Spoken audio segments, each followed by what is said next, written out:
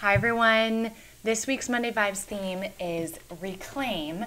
And this one was important to me because I have been feeling very disempowered lately because there has been a lot of unsolicited advice flying in my face. I'm sure you have had similar experiences with this, with COVID-19 and people saying, do this, don't do that, say this, don't say that, buy this, don't buy that, sell this, don't sell that. I mean, the expectations and opinions from other people is out of control. And I was having a really hard time with it. And I got anxious, then angry, then disappointed, then sad, then anxious again, then overwhelmed. And then I totally shut down. I didn't feel like talking to anyone, not my family, not my friends, not my Monday Vibes community, not even strangers on the internet, because I needed some serious alone time to actually hear myself think and to come up with my own opinions, to tap into what I needed, not what other people needed from me or what other people thought I needed, but what I needed. Because something that I've been noticing, and I do it myself, is that we are quick to assume that we know what's best for everyone around us, that we need to check in on others, that we need to send someone a news article, that we need to launch a new course in this time of crisis, that we need to slash our prices, that we need to swoop in and save everyone. And so my question to you is, when's the last time you actually asked yourself, what do I need?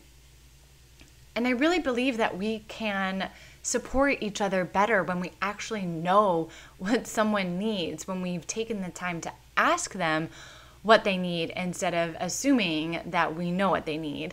And when we ourselves can take time to figure out what our own needs are and communicate those back. So it's this kind of back and forth of being clear with each other what our needs are so that we can actually support each other.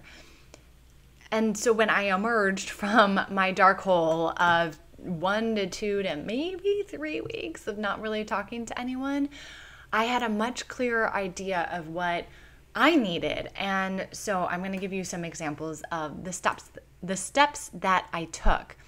So I established a no coronavirus talking policy with family and friends as best as we could. I am 100% certain there are other topics that we can talk about that, aren't denying the situation, but aren't like fueling the flames of anxiety. No need for that. I asked to be taken off of listservs and unsubscribed from newsletters that gave me anxiety. I asked my parents to stop sending me COVID-19 related news articles because, at this point, you would have to be living under a rock to not know what you needed to know about the situation. I seriously cut down my time on social media. That was not helping me. I asked Andrew for extra hugs. I leaned more heavily on my team for support, reminding myself that I don't need to take all of this on alone. I decided that I wasn't going to respond to text or calls I didn't have the energy for. People come out of the woodwork wanting to know how you're doing, which is nice, but sometimes it just sort of feels like, like word vomit, like something to check off their to-do list, like check in on Elizabeth, or just because they have anxiety and they want to talk to you about your anxiety, or they want to feel better that we live in the epicenter of coronavirus and they don't. I don't think it's conscious, but that, is something that I've become more aware of. And if I don't have the energy or desire to explain myself or talk about whether I'm going outside or not, I don't have to do that. I stopped pressuring myself to feel creative, to be creative when I wasn't feeling it. And I slept a lot, like 10 to 11 hours a night for a few weeks.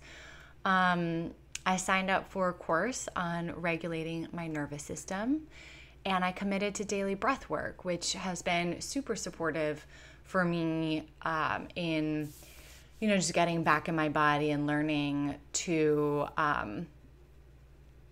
take care. It's like the ultimate type of self-care when you can regulate your nervous system, not have to rely on others to do it for you. Although there's nothing wrong with that, and as primal beings, we do need to help co-regulate each other, but there's something to be said for being able to do it yourself.